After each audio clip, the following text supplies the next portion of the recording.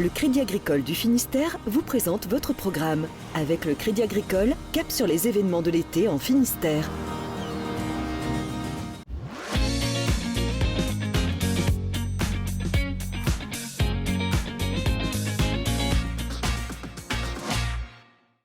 Bonjour à tous et bienvenue dans l'Instant été. Aujourd'hui, nous sommes à Morlaix, au cœur de l'ancienne manufacture des tabacs. Nous allons au Moyen du Bord, l'association juste derrière, qui a ouvert son exposition d'été Les Manufacturières. Au programme, les œuvres dévoilées de 4 artistes qui ont été en résidence dans le pays de Morlaix. On voit ça dans un instant avec Fanny Kérien. On aura même une petite démonstration de gravure. Mais tout de suite, on fait le point sur l'actu du jour en Bretagne avec les rédactions de TBO, TB Sud et le Télégramme. 4 femmes et un homme ont été tués par leur conjoint en 2018 en Bretagne, selon les chiffres publiés mercredi par le ministère de l'Intérieur. En nombre de cas, la région se situe dans la fourchette basse des décès liés aux violences conjugales recensées en 2018. Toutefois, rapportés à la population, les 3 féminicides survenus dans le Finistère placent le département au-dessus de la moyenne. Les 2 autres cas se sont produits dans les Côtes-d'Armor et en Ille-et-Vilaine. Les serres chauffées vont bien être autorisées dans l'agriculture bio, a annoncé ce jeudi le Comité national de l'agriculture biologique. Toutefois, leur utilisation sera encadrée, a précisé le ministère de l'Agriculture. Il n'y aura aucune commercialisation entre le 21 décembre et le 30 avril. Le bio représente 8% de la production légumière en Bretagne et 99% de la production de tomates se fait sous serre. Inquiétude au magasin Conforama de Quimper à la suite de l'annonce de la fermeture à venir de 32 magasins de l'enseigne. Ce jeudi matin, une douzaine des 40 salariés du site ont manifesté contre ce plan qui pourrait les concerner. Le magasin, qui fait 10 millions d'euros de chiffre d'affaires, fait partie des 74 de la chaîne à afficher un résultat négatif. La Bretagne compte 12 magasins et dépôts Conforama. Plusieurs statues de l'artiste Jacques Bouennec exposées dans le jardin de Tromel à Crozon ont été vandalisées, avec en plus une intrigante signature, un drapeau avec une tête de mort coiffée d'un bâchi, un scorpion et 3 lettres ANT. Une enquête est en cours. Et puis les images surprenantes d'une montgolfière qui a dû se poser en urgence mercredi soir dans un lotissement de Ploufragan. Survolant le quartier de La Villette, l'engin était surpris par le vent qui affaiblit de façon plus importante que prévu. Il a pu redécoller sans problème, aidé par les riverains.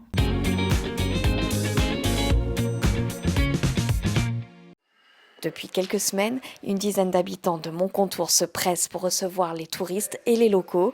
Ils ont prévu des installations artistiques dans toute la cité médiévale. Celle-ci sera observée dans le trou de cette serrure. Ce que j'avais en tête, c'était juste de représenter la damnation par le petit trou de la serrure, par le Judas, et d'en faire une petite damnation un peu plus festive que ce qu'elle est normalement. Pour découvrir les 10 points d'intérêt de la ville, comptez environ 1 heure de balade.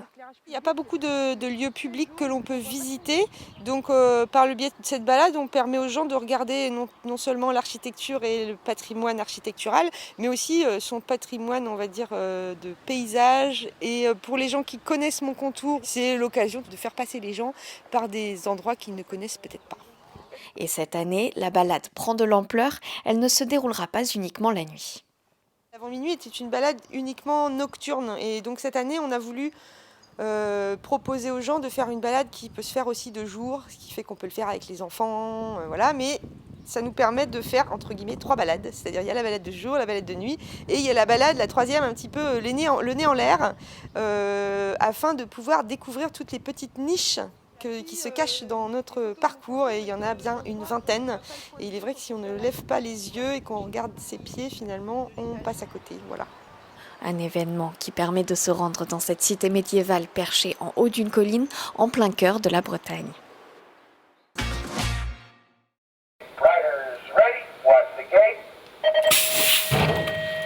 C'est parti! Léo Acar, 14 ans, s'élance pour l'un de ses derniers entraînements avant les championnats internationaux de BMX. Ce sera la 5e participation du rider Nbonté aux mondiaux. C'est pas du tout une routine, je pense que cette course-là fait stresser tout le monde. Je me sens bien, je me suis préparé toute la saison je me sens prêt. Tous les jours je pense au BMX, alors ouais, c'est comme une drogue. Cette passion addictive lui a été transmise par son grand frère. C'est à seulement 5 ans que Léo a commencé le BMX. Au tout début, c'est moi qui l'entraînais parce que j'étais entraîneur ici. Et c'est vrai que Léo, il est assez difficile à l'entraînement parce qu'il déteste perdre, il est assez têtu et c'était un petit peu difficile. Mais bon, le fait qu'il n'aime pas perdre, je pense que ça l'a amené là où il est aujourd'hui. Pendant les compétitions ou les entraînements, l'adolescent a toute sa famille derrière lui. Ses proches trouvent au BMX des intérêts plus que sportifs. Tant qu'il prend du plaisir, c'est vrai qu'il est battant, il est exigeant, il donne tout. Donc nous, les déplacements qu'on fait avec lui, on ne regrette en rien. Je pense que c'est une très bonne école pour la vie, pour la suite, parce que ça demande tellement d'exigences en fait. Prochaine étape, le championnat d'Europe en Lettonie le week-end prochain, puis direction la Belgique pour les mondiaux à la fin du mois, avec pour objectif de monter une nouvelle fois sur le podium.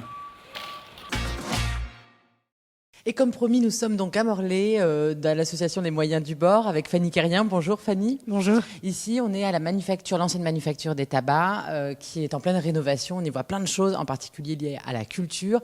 Ici, aux moyens du bord, vous présentez une expo cet été qui s'appelle Les Manufacturières. On y parle d'artistes, vous y exposez des artistes qui ont été en résidence. Est-ce qu'on peut, Fanny, déjà expliquer ce que c'est qu'une résidence d'artiste ? Bien sûr. Alors, une résidence d'artiste, en fait, c'est inviter un artiste qui vient de l'extérieur sur un territoire en lui donnant des moyens, donc à la fois une rémunération pour pouvoir créer, être financé et payé pour créer des œuvres, et des moyens de production. Alors, comment vous avez choisi les 4 artistes qui ont été en résidence dans le pays de Morlaix, mais un peu plus largement dans les Monts d'Arrée ces derniers mois, voire cette dernière année ? Alors, déjà, c'était des connaissances, ou en tout cas des artistes dont on avait déjà repéré le travail, notamment pour le collectif La Maison, donc Jean-Marie Flageol et Jean-Baptiste Cotin, qui sont vantais. Alors, puisqu'on parle de Jean-Marie et Jean-Baptiste, est-ce qu'on peut regarder tout de suite leurs œuvres ? Alors, on voit très bien là qu'ils étaient dans les Monts d'Arrée, Fanny. Il n'y a pas de doute. De quelle façon ils travaillent pour arriver là ? Alors, ils commencent en fait par une espèce de balade avec un carnet de croquis finalement, de l'aquarelle, des crayons. Et ils vont en fait s'arrêter de temps en temps sur un paysage. Donc là, en fait, pour Jean-Marie Flageol, c'est un peu un parcours, en fait, une balade qui part en fait de la baie de Morlaix. Donc ça, c'est le tout premier. On reconnaît un peu le Dourduf pour ceux qui connaissent. On arrive dans les Landes, les champs, et au final, on finit au sommet des Monts d'Arrée. On se tourne derrière, donc là c'est Jean-Baptiste, c'est ça, si je suis bien ? C'est ça. Là on est toujours dans la gravure, mais il y a quelque chose des estampes japonaises, non ? Oui, complètement. En fait, il utilise la technique de la xylogravure, qui est une technique de gravure sur bois, qui a été finalement inventée en Chine, a priori au 5e, 6e siècle. Et donc, on retrouve un peu cette idée très, très précise, ces petits traits. Là, c'est quasi un travail documentaire. Alors, tout là-haut, des photos. Ça, c'est un autre artiste qui a fait... C'était quoi, lui, sa résidence ? Ça s'est passé où et qu'est-ce qu'il a voulu faire ? Alors, en fait, c'est l'écomusée des Monts d'Arrée qui est venu nous voir avec l'envie de faire une résidence d'artiste, avec une commande un peu particulière qui était de faire un portrait des habitants et plus généralement de la population des Monts d'Arrée. Et donc là, les photos qu'on trouve, c'est... trois des habitants qui ont accepté de jouer le jeu de ce portrait. Et derrière vous, Mathilde Cuchet, c'est ça. Alors pour le coup, elle est une jeune artiste qui était en résidence à Morlaix. C'est ça, donc Mathilde Cuchet, tout juste sortie des études, donc une première résidence qui était plus donc basée à Morlaix et particulièrement au Jardin Solidaire, qui est un jardin partagé animé par le comité de chômeurs à Morlaix. Donc l'idée c'était de présenter un peu une représentation, c'est ça, du territoire morlaisien. Donc quand on connaît un petit peu, on peut reconnaître certaines formes. Ici, les jardiniers reconnaîtront les râteaux du jardin. Ici, on retrouve le plan de la manufacture. Et voilà, donc c'est une représentation globale. Une carte au trésor. Un petit voilà, peu, c'est un peu codé. ça.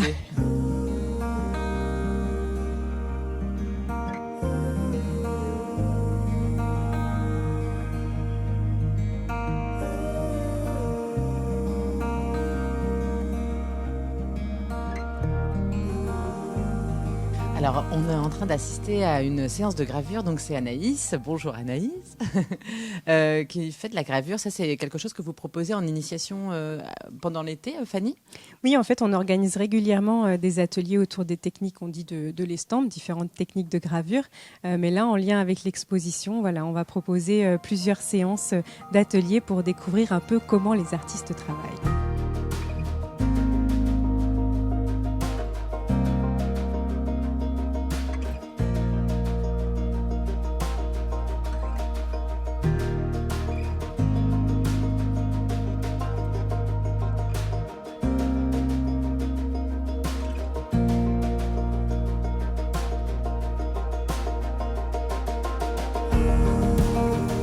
Découvrir le résultat.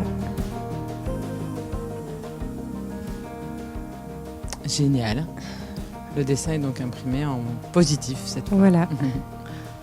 Eh bien, merci Anaïs pour cette découverte de la gravure. Merci Fanny pour la visite de l'expo. Je rappelle que pour s'inscrire à un atelier ou pour connaître les horaires des expositions, c'est sur le site des Moyens du Bord. Merci à toutes les deux. Et puis nous, on se retrouve très bientôt pour un prochain instant été. Kenavo.